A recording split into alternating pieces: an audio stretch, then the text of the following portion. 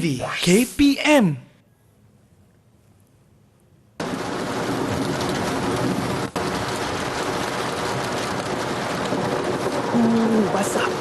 Basah. Nasib baiklah saya beli payung ni. Hujan lebat betul dekat luar. Kena pula tu corak dia dengan baju saya ni. Tapi kan, kenapa saya beli payung ni sebenarnya? Kalau sama-sama murid-murid di rumah nak tahu, jom kita tonton hari ni punya Sukses SPM 2022 bersama-sama.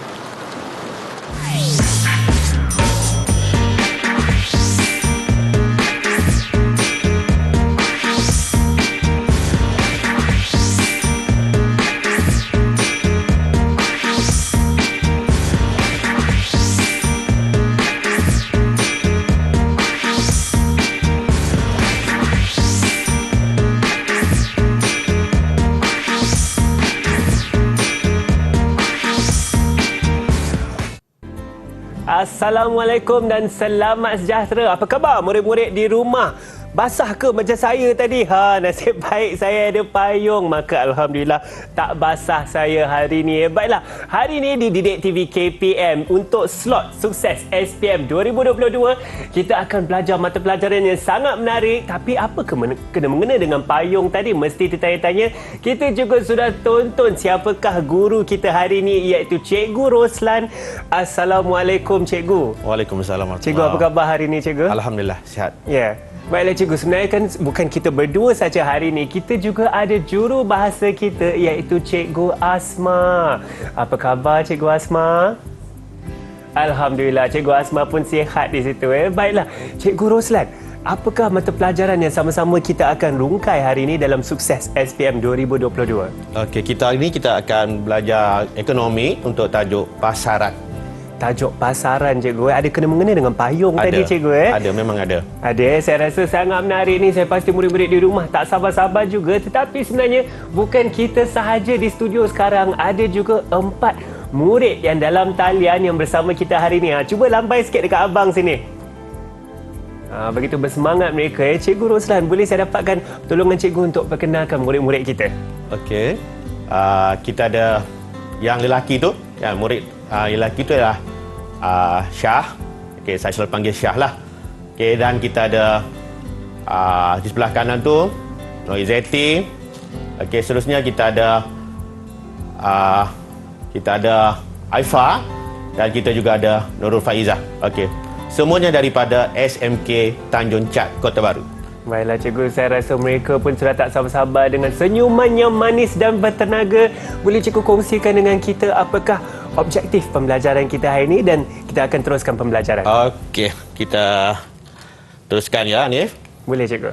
Okey, so pada hari ini kita akan standard pembelajaran kita untuk hari ini adalah untuk semua murid-murid dapat menjelaskan penentu permintaan harga, berkaitan dengan penentu permintaan harga barang itu.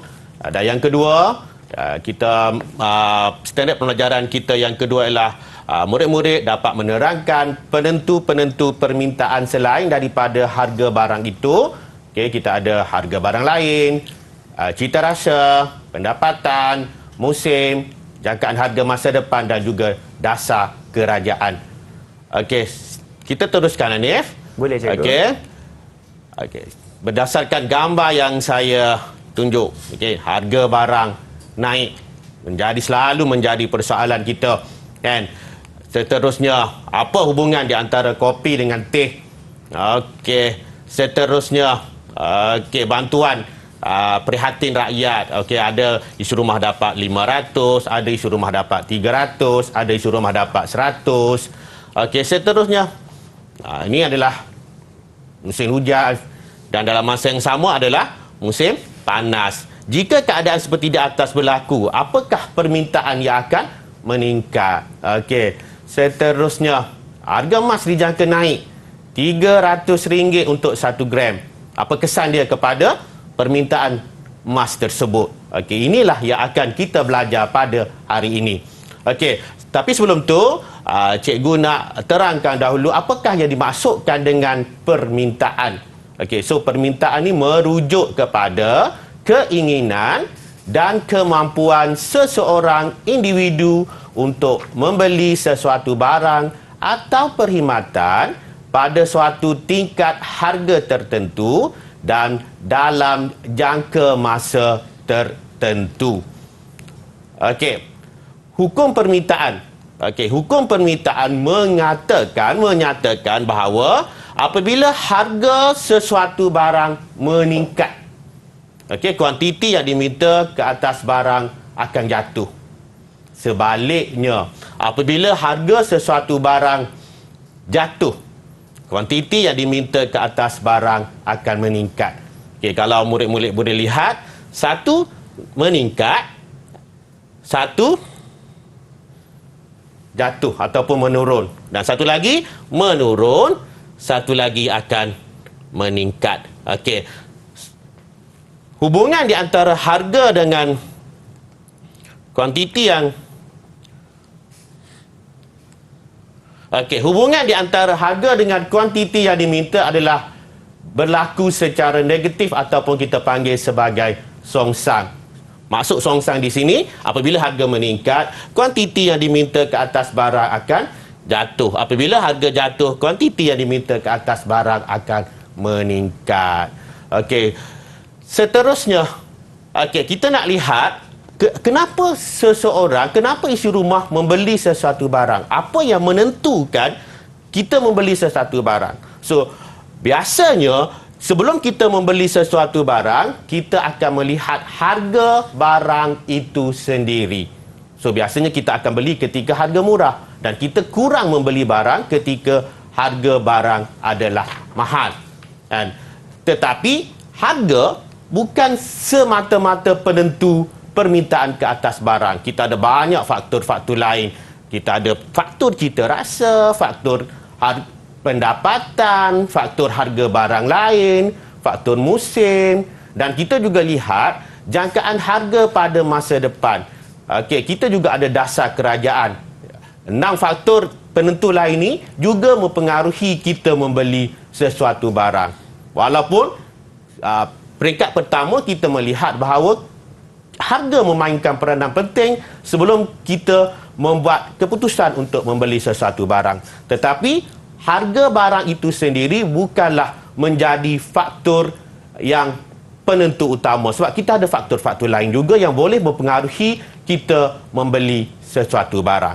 So, biasanya kita akan membeli ketika harga barang murah. Sebaliknya, kita tidak akan membeli ketika harga barang mahal. Okey, so berdasarkan slide yang saya tunjukkan ni, okey, apabila harga barang naik, kuantiti yang diminta akan turun. Okey, sebaliknya ketika harga barang turun, kuantiti yang kita minta akan naik. Ini yang saya jelaskan tadi, hubungan di antara harga dengan kuantiti yang diminta adalah berlaku secara songsang, di mana pergerakan titik dia berlaku di atas celuk permintaan yang sama. Okey, kita lihat satu contoh soalan. Okey, saya nak minta antara empat murid saya ni, siapa yang nak cuba? Antara berikut, yang manakah mungkin menyebabkan berlaku pergerakan di atas celuk permintaan kereta? Apa mendorong orang membeli kereta? Dan di dalam tips kita nak menjawab soalan kertas satu, biasanya 3 perkara yang perlu kita ingat. Yang pertama, kita perlu lihat key kepada soalan, keyword kepada soalan. Yang kedua, kita lihat keyword kepada jawapan. Dan yang ketiga, kita juga perlu lihat kepada pengacau ataupun pengganggu. Okey, siapa nak cuba? Syah ataupun Izzati ataupun siapa nak cuba? Apa jawapan untuk soalan ni? Saya cikgu. Okey, Syah. Silakan Syah. Saya rasa jawapan dia B cikgu, penurunan harga kereta. Okey, penurunan harga kereta. Antara berikut yang manakah menyebabkan berlaku pergerakan di atas keluk permintaan kereta? So, jawapan dia betul, Syah. Okey, penurunan harga kereta. Makna dia apabila harga kereta menurun, okey, permintaan ke atas kereta akan meningkat. disebabkan oleh faktor kereta tadi, harga kereta tadi menyebabkan berlaku pergerakan di atas kelok permintaan kereta tersebut. Okey, seterusnya kita cuba soalan yang kedua. Okey, soalan yang kedua. Okey, jadual menunjukkan harga dan kuantiti diminta bagi kerongsang tudung. Okey, so apabila harga RM20, kuantiti yang diminta adalah 300 unit tudung. Sebaliknya, apabila harga jatuh kepada RM15, kuantiti yang diminta ke atas tudung akan meningkat sebanyak 450.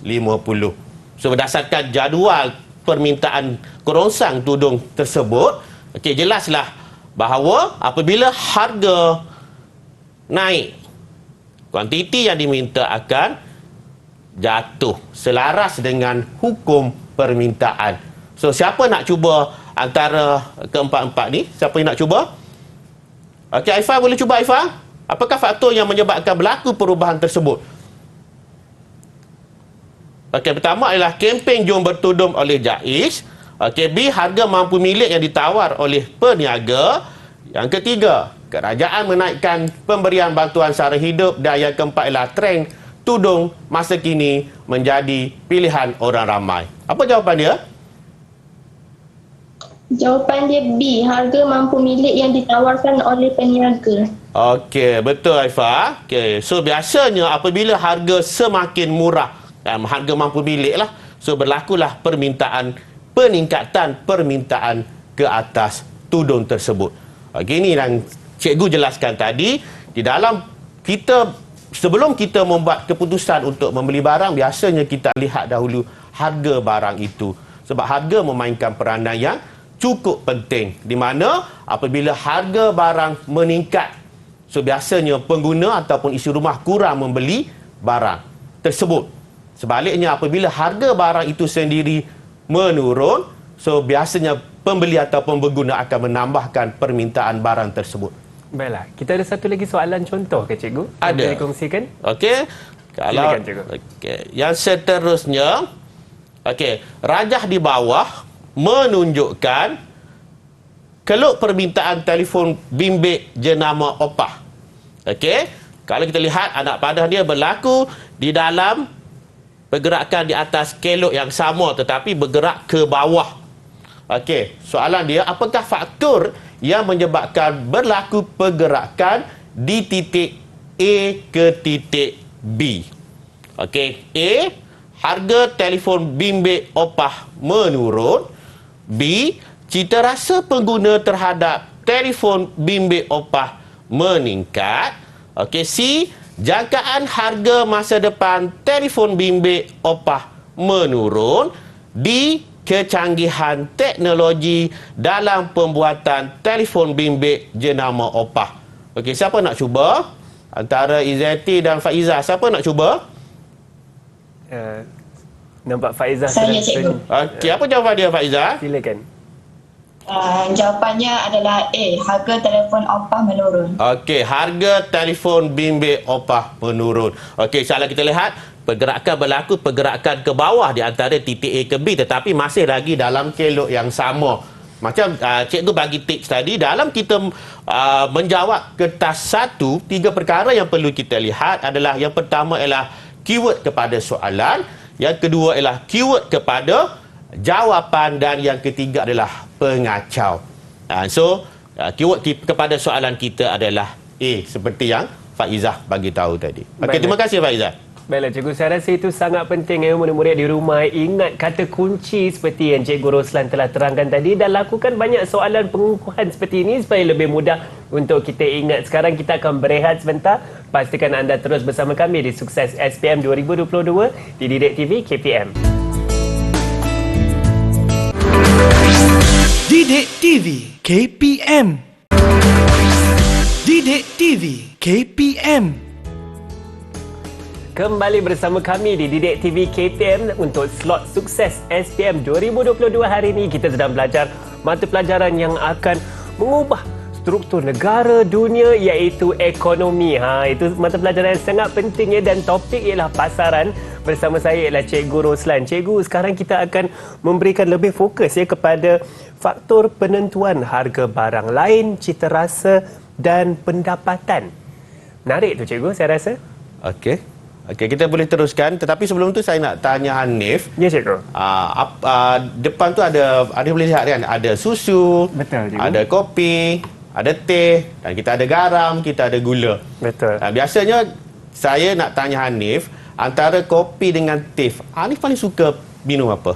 Saya sebenarnya lagi gemar minum kopi, Cikgu. Minum kopi. Kopi susu sebenarnya. Kopi susu. Maksudnya Hanif tak berapa gemar minum teh lah.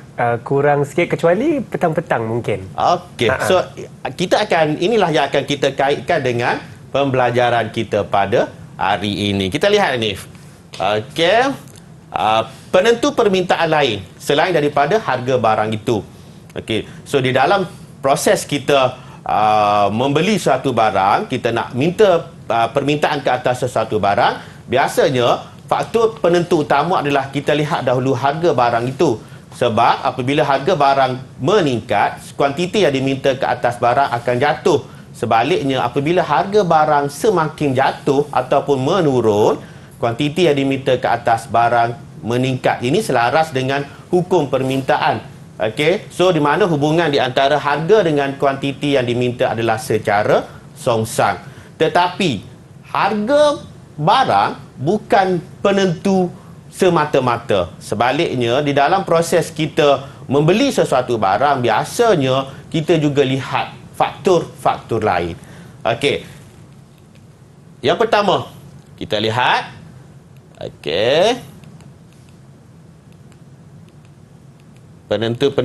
penentu lain yang pertama adalah harga barang lain. Okey, sebab tadi saya tanya Hanif, di antara kopi dengan teh, Hanif lebih gemar minum kopi. Sebenarnya di antara teh dengan kopi tadi adalah hubungan. So, hubungan di antara jenis barang. So, di dalam ekonomi sebenarnya harga barang tu ada dua. Satu, kita panggil sebagai barang pengganti, dan yang kedua adalah barang penggenap. Kita lihat apakah maksud barang pengganti. Barang pengganti merupakan suatu barang yang mempunyai fungsi yang sama dan boleh diganti dengan mudah oleh barang lain untuk mendapatkan kepuasan yang hampir sama. Tadi Hanif bagi tahu bahawa jika dia tak minum kopi tetapi dia masih lagi petang-petang akan cuba minum teh. Makna dia kopi dengan teh tadi merupakan barang pengganti. Sebab maksud barang pengganti adalah merupakan satu barang yang mempunyai fungsi yang sama dan boleh diganti dengan mudah oleh barang lain untuk mendapatkan kepuasan yang hampir sama. Selain daripada barang pengganti, kita juga ada jenis barang yang kedua, kita panggil sebagai barang penggenap. Sekejap. Okey, barang penggenap. Apa maksud barang penggenap? Barang penggenap adalah barang yang perlu kita gunakan secara bersama-sama dengan barang lain. Jika tidak ada satu barang tersebut, barang lain tidak akan berfungsi. Nah, kalau barang pengganti, kopi boleh digantikan dengan teh sebab mempunyai fungsi yang hampir sama. Tetapi barang penggenap perlu kita guna secara bersama. Jika tiada satu barang tersebut, barang satu lagi tidak dapat berfungsi. Okey, contoh bahan api dengan kenderaan, dengan kereta. Kereta tidak boleh bergerak dengan sendiri tanpa ada bantuan bahan api. Itu dikatakan sebagai barang penggenap. Di mana barang penggenap ni kita perlu menggunakan secara bersama. Okey. Di dalam kita membeli sesuatu barang, kita juga akan lihat harga barang lain. Sebab harga barang lain juga sebenarnya boleh menentukan permintaan ke atas barang. Okey, sebagai contoh tadi saya dah jelaskan apakah maksud barang pengganti. Barang pengganti adalah barang yang mempunyai fungsi yang sama dan kita boleh gantikan dengan mudah fungsi barang lain untuk mendapatkan kepuasan yang sama. Sebagai contoh tadi cikgu dah bagi tahu kalau kita tak minum kopi, kita masih boleh minum teh sebab hampir sama fungsi dia, dapat kepuasan yang sama ketika kita minum minuman tersebut. Okey, so di dalam kita membeli ni, saya ambil cikgu ambil contoh di antara ayam dengan ikan. So biasanya apa akan berlaku apabila harga ayam naik? So bila harga ayam naik, sudah pasti kita mengurangkan pembelian ke atas ayam. So apa yang berlaku adalah kita akan beralih kepada barang yang boleh menggantikan fungsi ayam tadi. Cikgu ambil contoh ikan. So makna dia apabila harga ayam naik, so permintaan ke atas ikan akan meningkat. Kenapa? Sebab ayam dan ikan merupakan barang pengganti yang sama. Sebaliknya, apabila harga ayam turun, semua akan berebut-rebut, semua isi rumah akan membeli jumlah ayam dalam jumlah yang banyak. Sebaliknya, pengguna akan beralih daripada ikan kepada ayam. Sebab apa? Sebab harga ayam sudah menjadi semakin murah. So, pengguna akan beralih membeli ayam, mengurangkan pembelian ke atas ikan. Okey, ini adalah fungsi di antara barang pengganti dengan antara satu sama lain. Okey, kita cuba soalan. Okey. Pernyataan manakah menyebabkan permintaan terhadap getah asli meningkat? Okey. Pernyataan manakah menyebabkan permintaan terhadap getah asli meningkat? Okey, siapa nak cuba? Syah, boleh cuba Syah? Saya. Boleh cikgu. Okey, Syah nak cuba.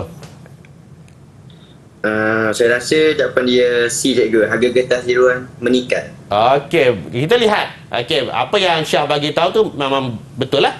Jawapan dia, keyword kepada jawapan kita adalah C. Sebab apa? Sebab getah asli merupakan barang pengganti kepada getah tiruan. So kalau kita dah harga getah asli meningkat, so biasanya firma ataupun industri akan cuba mengurangkan pembelian ke atas getah asli lah. Sebaliknya akan menambah pembelian ke atas getah tiruan. Okey, so pernyataan manakah menerangkan permintaan terhadap getah asli meningkat? So disebabkan oleh berlaku peningkatan dalam getah tiruan. So firma akan beralih kepada getah asli. Okey, seterusnya kita lihat contoh soalan yang kedua berkaitan dengan barang pengganti. Okey, rajah di bawah menunjukkan keluk permintaan teh. Berlaku pergerakan ke kanan.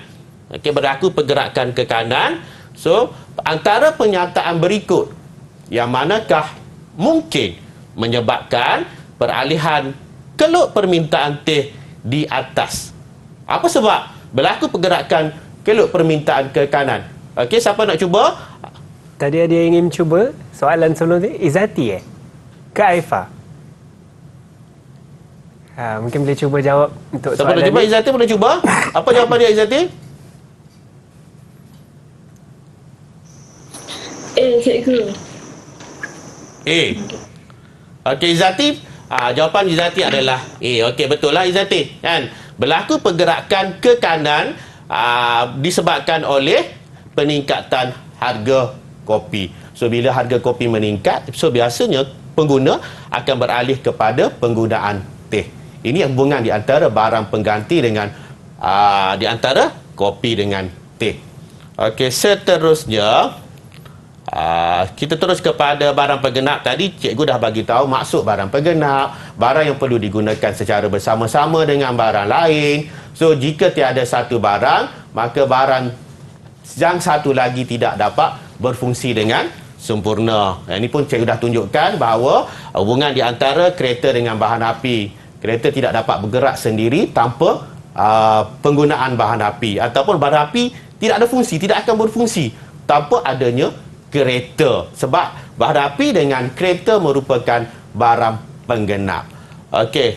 So, biasanya barang penggenap apabila harga sesuatu barang penggenap tadi meningkat, kuantiti yang diminta ke atas barang satu lain akan juga sama-sama turun. Okey, sebagai contoh, cikgu ambil apabila harga kereta naik. So bila harga kereta naik, isi rumah ataupun pengguna kurang berminat membeli kereta. So dalam masa yang sama, permintaan ke atas petrol juga tidak akan berlaku. Kenapa? Sebab tidak ada pembelian kereta. So petrol juga akan kurang permintaan, menyebabkan kelok permintaan petrol ataupun bahan api tadi beralih ke kiri. Beralih ke kiri. Sebaliknya, kan, apabila harga kereta turun, bila harga kereta turun, so semua orang akan beli kereta. Permintaan ke atas kereta akan meningkat. So dalam masa yang sama, bila permintaan ke atas kereta meningkat, berlakulah peningkatan ke atas petrol ataupun bahan api. Sebab bahan api merupakan barang penggenap kepada kereta. Okey, kita cuba soalan berkaitan dengan barang penggenap. Okey, cikgu bagi contoh soalan yang pertama. Okey, maklumat berikut berkaitan dengan hubungan dua jenis barang. Apabila harga barang K meningkat, kuantiti permintaan terhadap barang P akan jatuh. Nah, barang K yang meningkat, tetapi barang P, kuantiti permintaan barang P juga akan jatuh. So, apakah barang K dan barang P? Apakah barang K dengan barang P? A. Kereta dan petrol, B. Gula dan garam, C. Daging dan ikan, D. Teh dan kopi. Siapa nak cuba? Faizah ataupun Aifah yang akan cuba?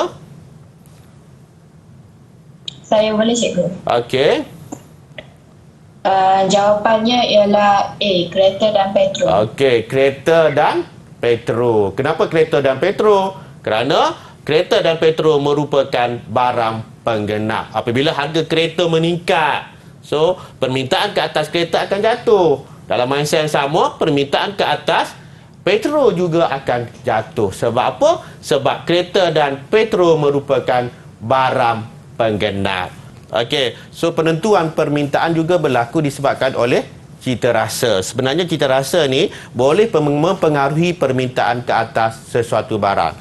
Okey, so cita rasa merujuk kepada kegemaran penggunaan cita rasa antara individu adalah berbeza-beza. Biasanya faktor yang mempengaruhi cita rasa ni disebabkan oleh iklan, fashion ataupun kesihatan. So kalau iklan tu berjaya menarik perhatian pengguna ataupun orang ramai, maka permintaan ke atas sesuatu barang tadi akan meningkat.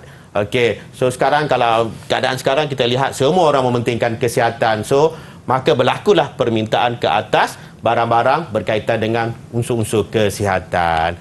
Okey, seterusnya kita lihat faktor yang seterusnya adalah pendapatan. Okey, permintaan ke atas barang sebenarnya juga berlaku disebabkan oleh pendapatan. So kita lihat gambar ni, gaji semakin meningkat. So bila gaji ataupun pendapatan semakin meningkat, maka permintaan ke atas sesuatu barang juga akan turut meningkat. Kenapa? Sebab hubungan di antara pendapatan dengan kuantiti diminta adalah positif. Di mana apabila berlaku peningkatan pendapatan, kelok permintaan barang akan bergerak ke kanan. Sebaliknya apabila pendapatan semakin kurang, menyebabkan kelok permintaan bergerak ke kiri.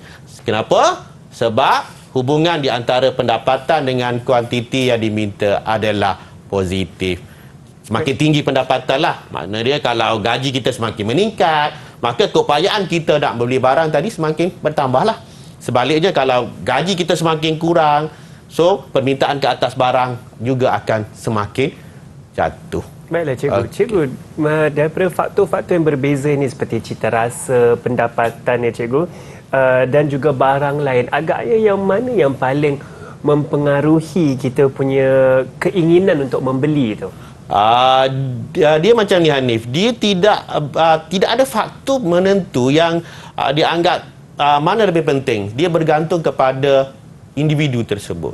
Dan kalau seorang individu tu dia pendapatan dia banyak, pendapatan dia meningkat, walaupun harga barang mahal, dia masih lagi akan beli barang tersebut. Tetapi kalau dia dah pendapatan banyak macam mana sekalipun, kalau dia tidak ada berminat terhadap barang tersebut, so dia tak akan belilah barang tersebut. Bergantung kepada individu tersebut lah. ada kesinambungan antara faktor-faktor tersebut, cikgu, Ya, dan juga ya. bergantung kepada individu Individu itu. tersebut. Baiklah, sekarang kita akan berehat sebentar. Nanti kita akan teruskan belajar bersama-sama. Pastikan anda terus bersama kami di Sukses SPM 2022 di Didik TV KPM. Didik TV KPM. Didik TV KPM. Kembali bersama kami di Sukses SPM 2022 di Didik TV KPM. Hari ini kita sedang belajar mengenai mata pelajaran ekonomi. Itu sangat penting kan, dan topiknya ialah mengenai pasaran.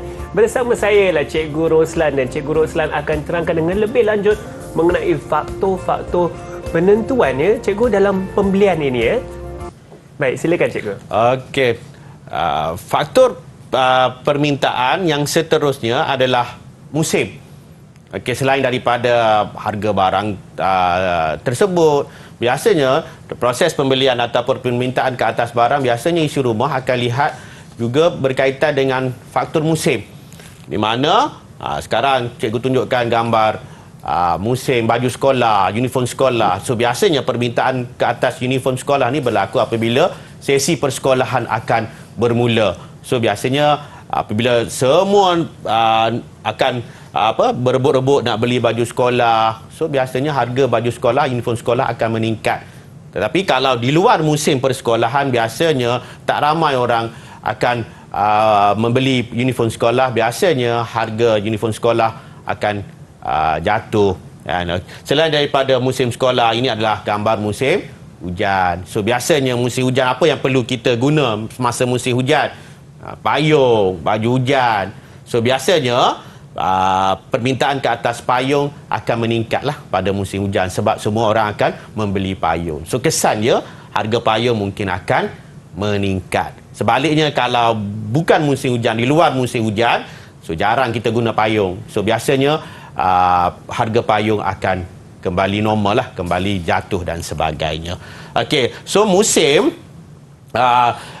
biasanya banyaklah. Selain daripada musim hujan, kita ada musim persekolahan, musim perayaan. Kalau musim perayaan, biasanya permintaan ke atas bahan-bahan mentah seperti ayam dan sebagainya akan meningkat. Kenapa? Sebab semua akan memasak menggunakan bahan mentah ayam dan sebagainya. So biasanya apabila musim perayaan, cikgu ambil contoh, bila berlaku musim perayaan, kuantiti diminta ke atas barang keperluan raya akan meningkat. Barang keperluan raya ni banyaklah, gandum biasanya, ayam dan sebagainya, menyebabkan kelok permintaan akan beralih ke kanan. Kelok permintaan ke atas barang-barang keperluan raya tadi akan beralih ke kanan. Sebaliknya, apabila bukan musim perayaan, kuantiti yang diminta ke atas barang-barang keperluan raya akan turun, menyebabkan kelok permintaan beralih ke kiri. Okey.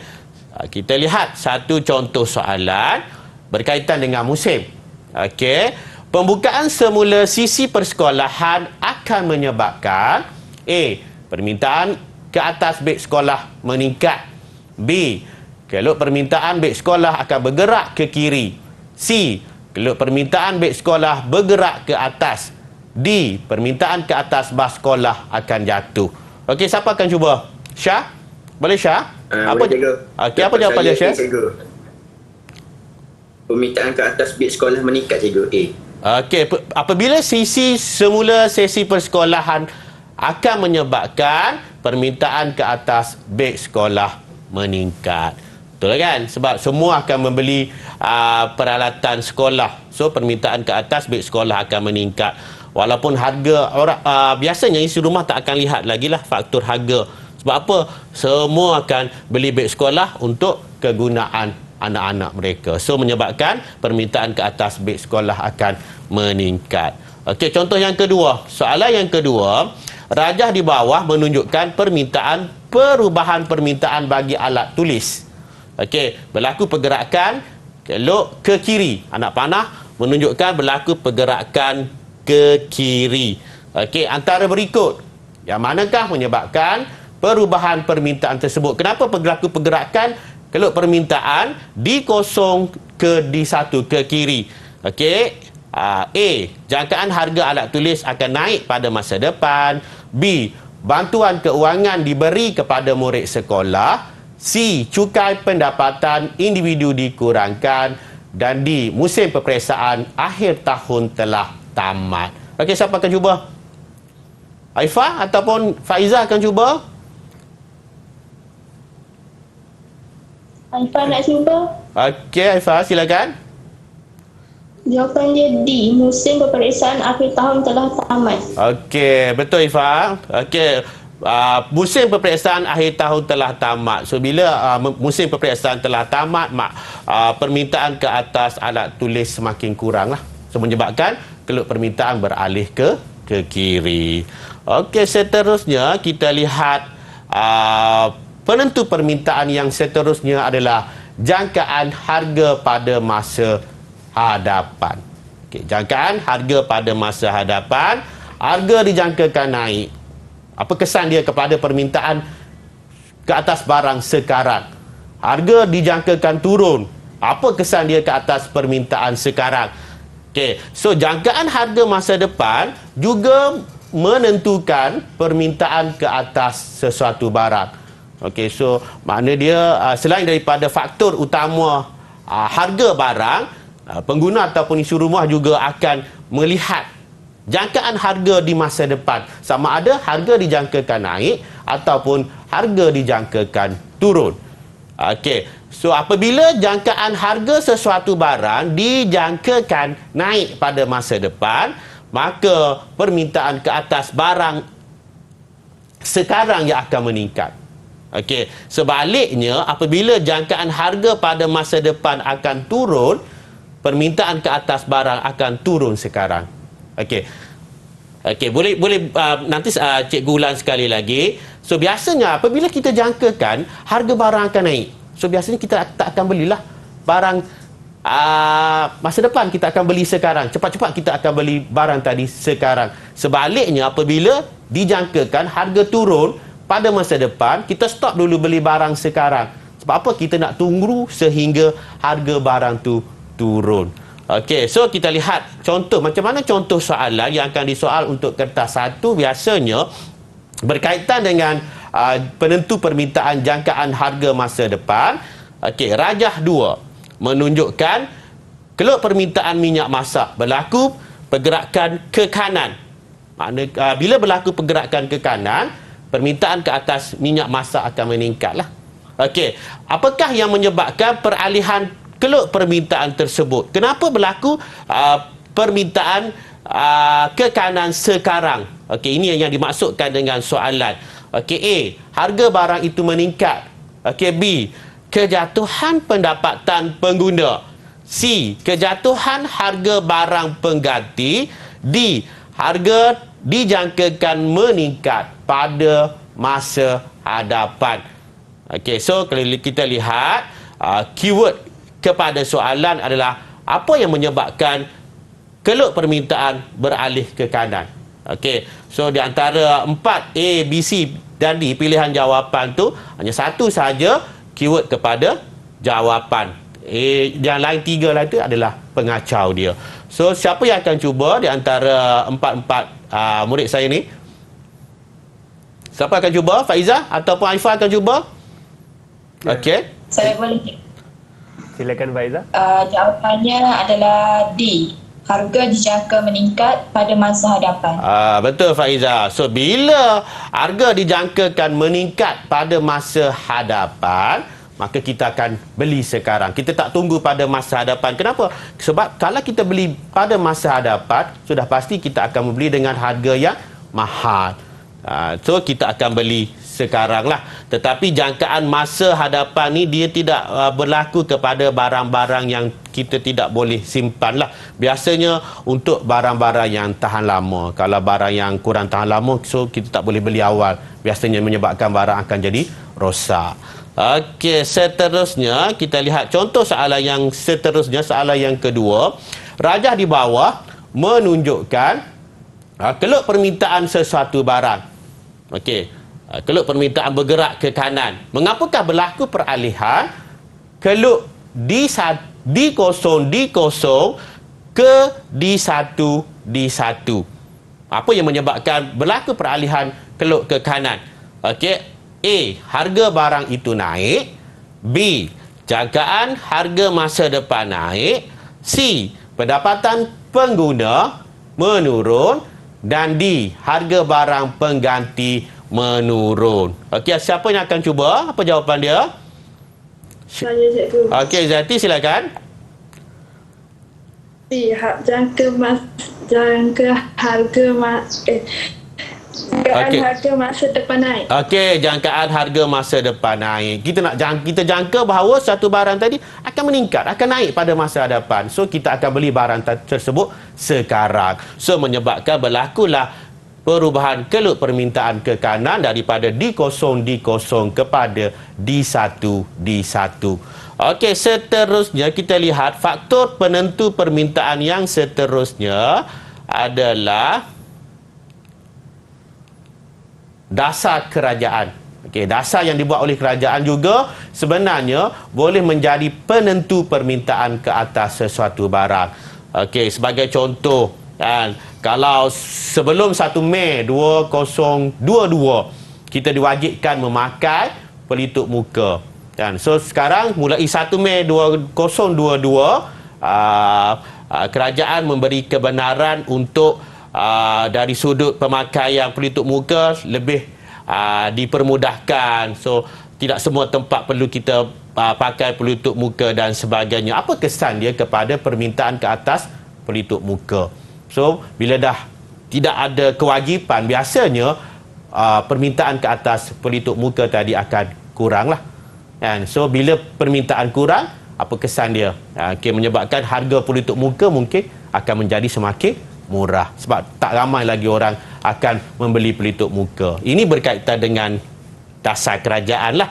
Apakah kesan terhadap permintaan barang berkaitan dengan dasar kerajaan tadi, menyebabkan permintaan barang ataupun pelitup muka tadi akan berkurang.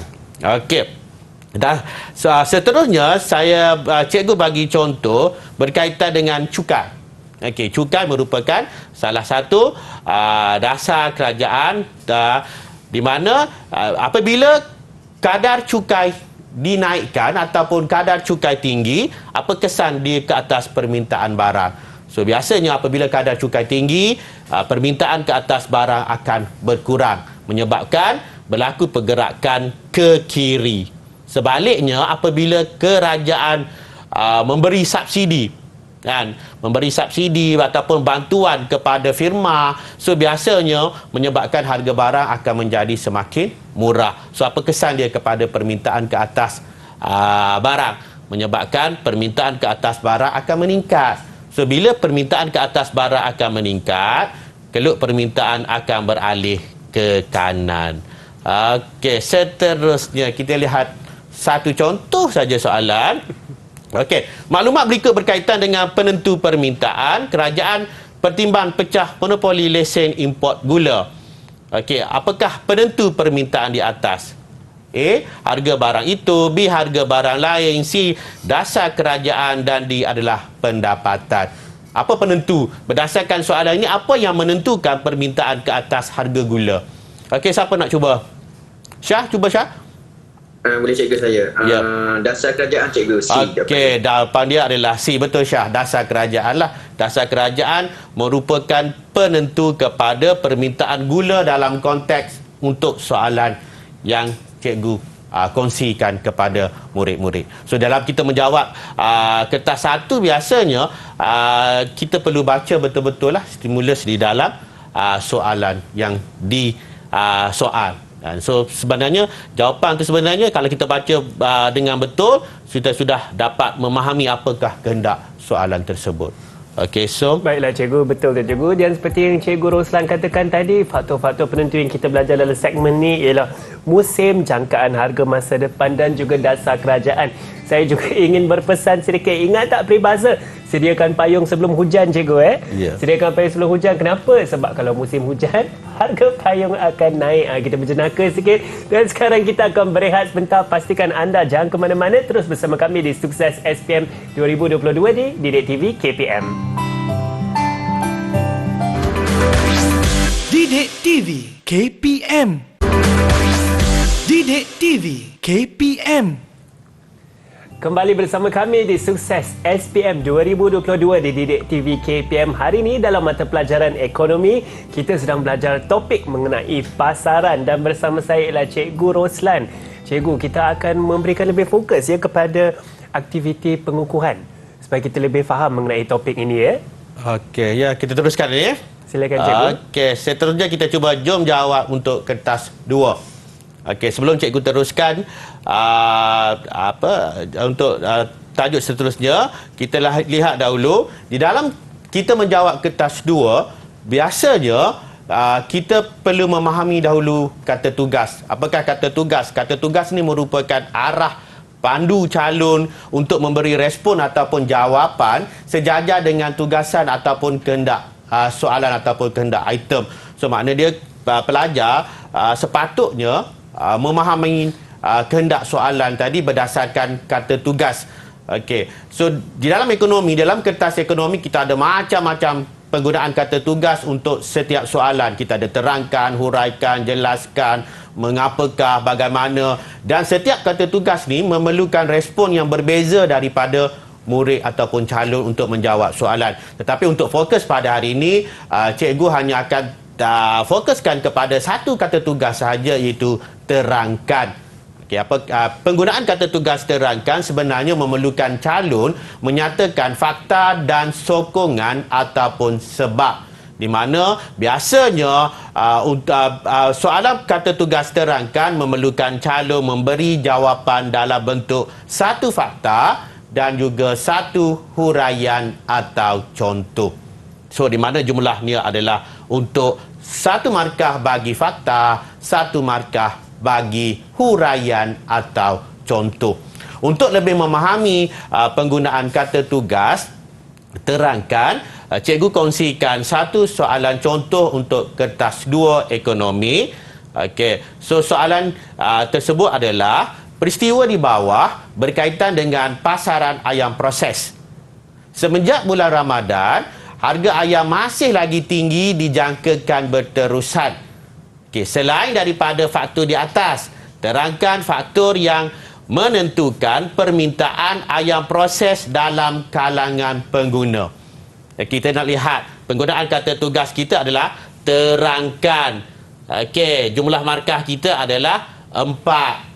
Okey, sekarang tip untuk menjawab kertas 2, biasanya 3 perkara yang perlu murid tahu. Yang pertama adalah kata tugas.